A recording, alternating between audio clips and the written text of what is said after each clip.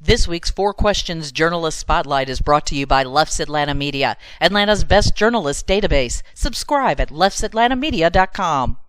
We are back with another edition of our Four Questions Journalist Spotlight, and we are talking today with Myrydd Wells, who is with Atlanta Magazine, and Myrydd and I have been going back and forth for a while, trying to find a good time to meet, so I'm really glad we were able to catch up today and chat a little bit. Yeah, me too. It's good to finally connect. Yeah. Well, tell me first about what's your role, your title, and your job at Atlanta Magazine, and we'll go from there. Sure. So I am the editorial digital director at Atlanta Magazine, which pretty much just means if it has to do with editorial content or the website or anything related to the website, I'm in charge of it. So I assign all of our original digital stories for our site, edit those, get those out on the site itself. I run our social media networks and our strategy for that. I am responsible of making sure that our print content is properly translated to the web. And what I mean by that is, so we're a legacy print magazine. We do put all of our content from the print magazine on our site, but a lot of times that's not a one-to-one conversion. What works in print doesn't necessarily work the same for the web. You got to rewrite the headlines. You got to make sure that, the format matches what web readers are looking for. I always joke with our print staff that when they give me something like a flow chart, I just am immediately like, because we don't have a cut and dry system for putting that kind of stuff on the web. So I always kind of have to rethink it and retool it. Like, okay, how can I get this to work within the parameters of, what we've got with our CMS? So yeah, that's a lot of what I do. And it's a lot of fun. Yeah. That's a lot. That's a lot. That's a lot of things. So it's interesting. I sometimes have this conversation with writers about, we'll do a story and like, this paragraph got cut for space for the magazine. I'm like, well, your digital space, do you have like more room on your digital space to just put all that extra stuff in there? Like, well, yeah, but you only have so much reader attention. So. Well, and that's the conversation too. It's like, well, yes, but sometimes you're like, well, yeah, but this person earlier in their story kind of said what that person later in the story said. Yeah. So it was kind of dope saying the same thing twice. So we didn't really need it twice. So we took it out. Yeah. and I always tell my clients, like, editors, they edit from the bottom, right? So if you take a long time responding to a reporter who's looking for sources for a story, then your soundbite might end up at the bottom of the segment, or the story, which means that when they get to editing and they run out of space, then yours is the one that goes, right? Yeah. So that's always fun. It's like, well, I know I got to them within, 5 minutes of their deadline. I think, well, yes, but that was 5 minutes of like their extreme end of their deadline. Mm-hmm. So they probably had the story 95% written by then, and maybe they stuck your piece in there and maybe not. Well, what's your background? How long have you been with the magazine, and where were you before? So I have actually been with the magazine for almost 10 years, which is crazy to think about. It's where I've spent the vast majority of my career. Before that, I am originally from Indianapolis. I'm a proud graduate of Indiana University Bloomington. And my first gig out of school was I was an intern at Indianapolis Monthly Magazine, which was then and is now once again our sister magazine run by the same company. But I got started there and really was that intern that just ran head first into doing everything. I remember, I think my very first day, it was, we started that internship during the Indy 500, which the month of May in Indianapolis is just, that's all anybody talks about. It is all 500 all the time. And so, immediately it was like, well, we need 3 people to go out to this thing for the 500 and go talk to these race drivers and, do all this stuff. And I, despite growing up in Indy, had not done anything related to the 500 my whole life. So it was definitely, going straight into the fire. But it was so much fun. I fell in love with it. I stuck around with Indy for about almost a year. They eventually made me a contributing editor because they were like, this kid is still hanging around. She likes this stuff. Yeah. So, but that was great. I learned so much there, and it was such an honor to get up from an intern to a contributing editor. When I left them, I got a full-time job in Naples, Florida, as a copy editor and a page designer for the Naples Daily News. And then about a year after being in Florida, a digital position opened up at Atlanta Magazine. And so I immediately, applied for that and was like, hey, worked at this other publication, would love to get back into city regional magazines. And that's where I've been ever since. Very cool. So are you a big NASCAR fan? Do you go to lots of races? No. No? Not at all. No. The 500 is IndyCar, which is totally. And that working at Indy Monthly is pretty much my only interaction I've ever really had with it. It's like, I've always kind of said, I felt like as a native Hoosier, it's like, I need to go to the race at some point. It's like this rite of passage I haven't done.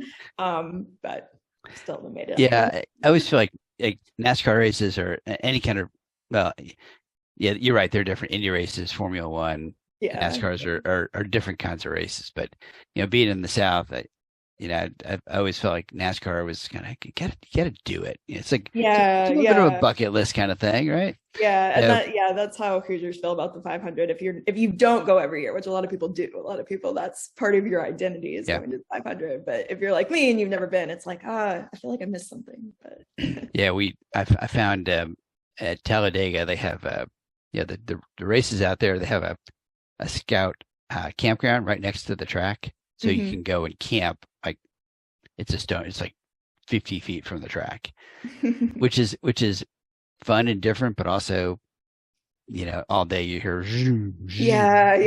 all day and all night you hear the hum of the generators from all the trucks parked in the infield. But it's fun. It's like a little bit of, I shouldn't even say this. I like racing. It's a lot of fun, and I've gone twice, and it's fun. I mean, they do great concerts over in the evening. Troy Daniels band one night, and it's like live concert in the infield with Troy Daniels. That was really cool. Anyway, I digress. So, how do you, as Atlanta Magazine, how do you differentiate? Because I think lots of people, companies, PR people would say, "Oh, I've got a great story for Atlanta Magazine." What is a great story for Atlanta Magazine? And also, as importantly, what is not a great story for Atlanta Magazine? Because what I want this little conversation to do is maybe stop some of those people from calling you with bad ideas, right? I want people to call you with good ideas for the magazine and stop calling you with ideas that just don't fit the magazine. Yeah. I mean, I honestly, and I think this is something about being the digital person, I don't think there are bad ideas for Atlanta Magazine necessarily. That's kind of, it's what's wonderful and also incredibly challenging about what we do is that we do cover almost everything. Atlanta is our, our subject matter, like that is our focus. So within that, there is, infinite worlds of that. We cover news, we cover restaurants, we cover shopping, we cover travel, we cover pop culture, education, medicine, like we cover everything. Right. So what makes us a little bit different is I've always called us second day news. So, we don't tend to break news a lot, and we are not chasing after things, running 5, 6, 7, 8, 9 stories on a particular topic. There's so many amazing outlets here in Atlanta that are doing that. We don't have the capacity to do that. So what we are able to do is we are able to provide, we come in on the next day or the next month or the next year, and provide a lot of context, analysis. We're putting things together, that you might have seen this story, you might have seen like 7 different stories about a particular topic. We can bring that together into one and kind of synthesize that and give you like a quick, not necessarily quick, but a one-stop place to kind of see what's happening. That's true with news. It's also true with things like restaurants. We are known for our best of lists, for doing roundups of various places. And we do cover things as they open, as they close, and little stories in between. But we do a really good job of bringing things together and just kind of having like that synthesis of like, I've heard 2-3 things about this thing. Let me go see the full story. That's where we kind of come in. So in terms of like what we do and what we don't, I would say like the number one focus, and I think it's the number one focus of all of us, but definitely my number one focus as an editor. I want to keep this hyper local. Our content that does the best, the stuff that our readers read the most, come back to the most, is the stuff that is very, very hyper local. A lot of times when you work in a digital market, and I've heard this a bunch over my career, it's like you can reach a national audience. So, get as many of those people as you can. And it's, that's great. That's wonderful when you can do that. We love when we have something go nationally viral and we can reach a national audience. But that's not, that's like icing on the cake. Right. Right. The best thing is to reach our hyper-local audience and tell those stories that, Atlantans really care about and they want to know about. So that's always what I'm looking for, and what we're doing is like, how is it about Atlanta? Why do Atlantans need to know about it? If it is something more national, why is that so important here in Atlanta? What is the Atlanta take on that? So that's pretty much what I'm doing. I guess I always look at your magazine for the Atlanta audience. I don't look at Atlanta magazine as, hey, I'm trying to reach people in Indianapolis. Yeah. I look at it as I want to reach people in Metro Atlanta, and obviously the interesting and the challenge sometimes is you got a pretty good lead time, right? Yeah. I mean, sometimes 6 months ahead of time for some of the print sections. It depends. So generally, our print lead time. I am the worst person to answer this question. Digital. Yes, you don't have to if you don't want to. Yeah, I think our lead time is about. Well, I can tell you right now, we are working on our September issue. Like, we are in the final production of our September issue, and it's late July. So that's a month and a half. Yeah, that's about our lead time for print. And yeah, I mean, we plan our covers almost, a year in advance. It's like, we can make changes, but it's like we get like an outline of that. Yeah, I always look at your editorial calendar that's available and kind of see, okay, here's generally what they're going to be doing 6 or 8 months from now. And obviously you have certain issues and topics that you cover every year. But most things I don't know. I try to reach out if I've got an event or something. I try to reach out as early as I can, 4 or 5 months ahead of time. We did a piece with our MomoCon client a year, 2 or 3 back, and I think we set that up with Thomas Sweetley, who was the editor back then, probably 4 or 5 months ahead of time. Yeah.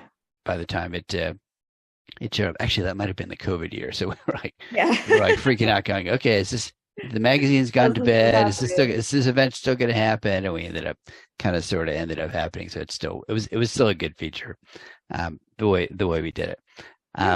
So one tangent for a second. So would you suggest that people pitch? Is there a different person that people should talk to for print versus digital? Yes, absolutely. Okay. So for print, so if you go to our website, we do have a contact us page, and on there is also a link to how to submit pitches to us. And PR press releases would follow these exact same guidelines. The main person overseeing print is our editor-in-chief, Betsy Riley. Anyone can reach out to her at any time. She's kind of the top of the funnel for print. And then from there, we do have a couple of, specific section editors. So like Sam Worley is he covers dining and print, along with several other things. We all kind of wear a variety of hats. Yeah. But, we kind of have outlined on there, like, if your pitch is about this or that, send to this person. But in general, Betsy she's the person to go to for print. I'm the person to go to for digital. So if there's something super timely, something where you don't have the 2.5 month lead time, that's where I come in.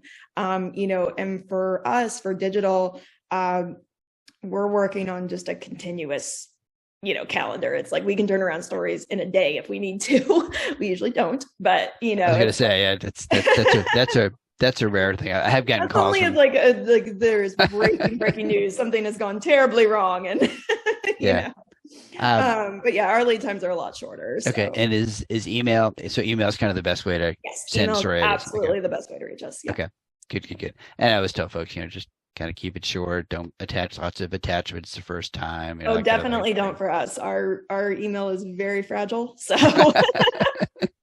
well, I have people who will, they'll share a pitch with me. I'm like, I sent this to this person and they didn't respond. Then they've got like a PDF of the press release attached, and they've got 4 photos attached, and it's like, well, here's why. The person probably didn't even see it. It's probably stuck in spam somewhere if it even got through at all.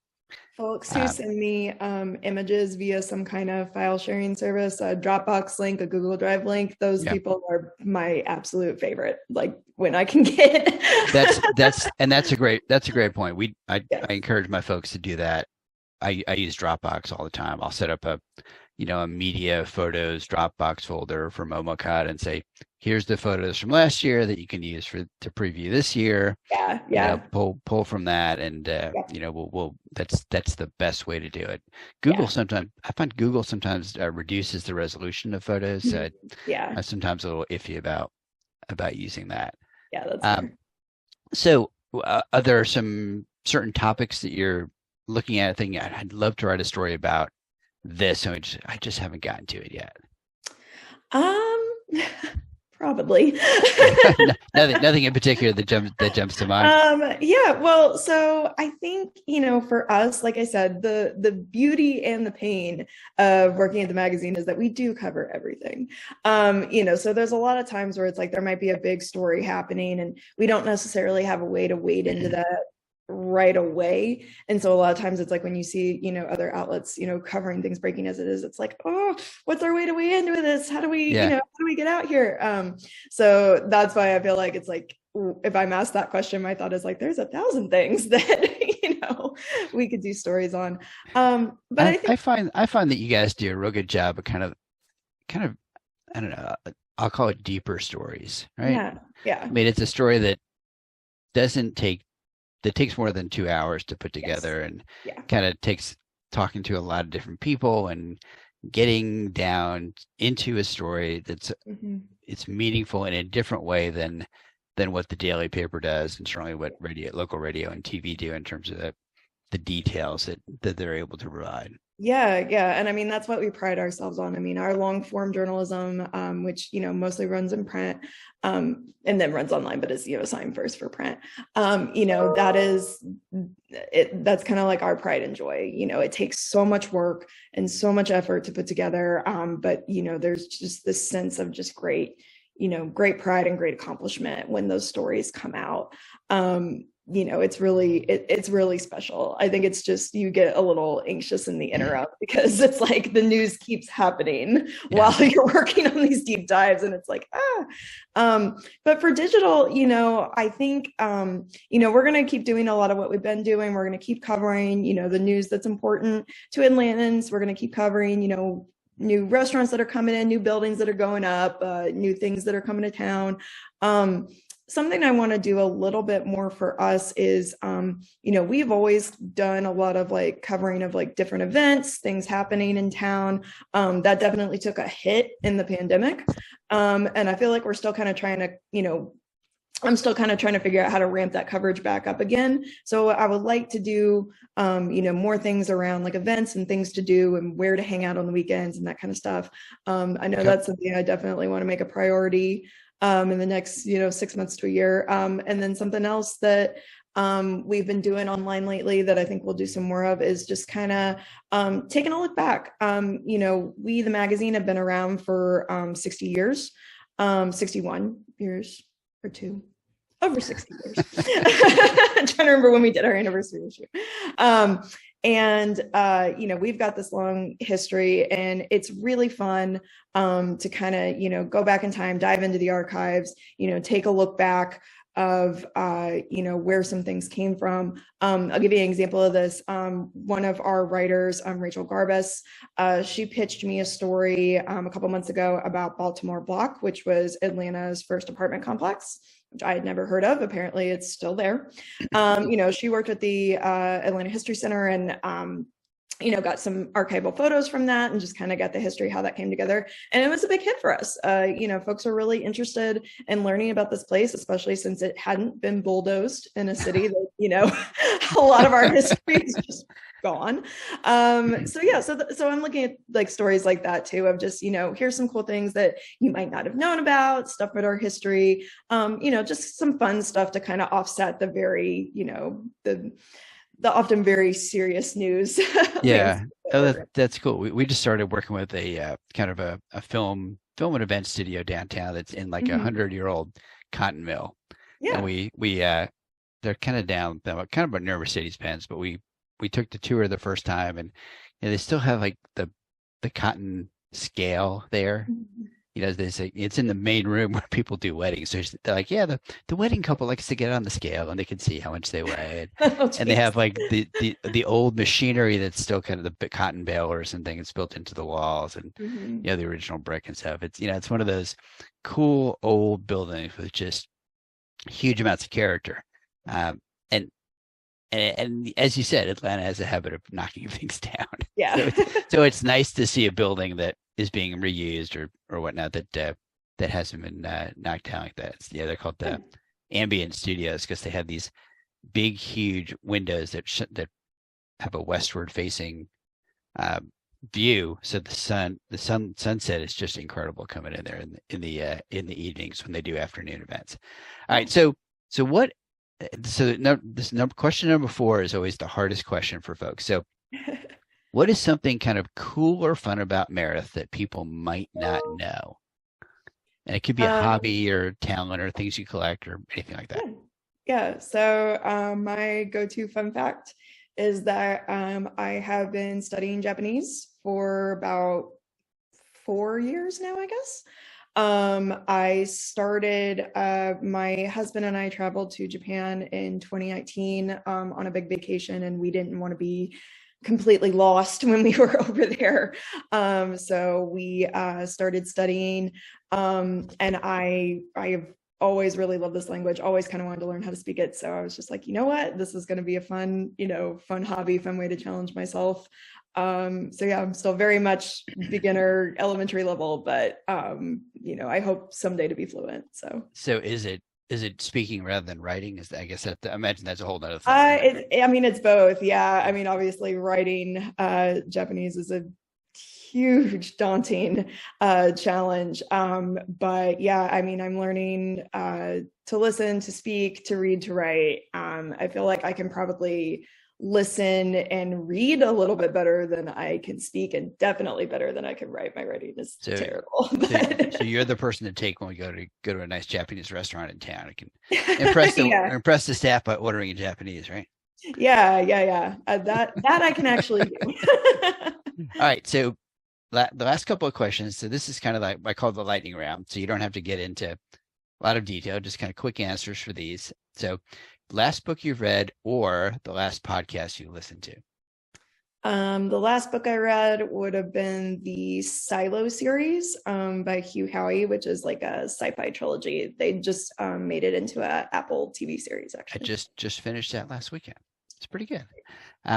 Favorite local restaurant? Bell Street Burritos. Good choice.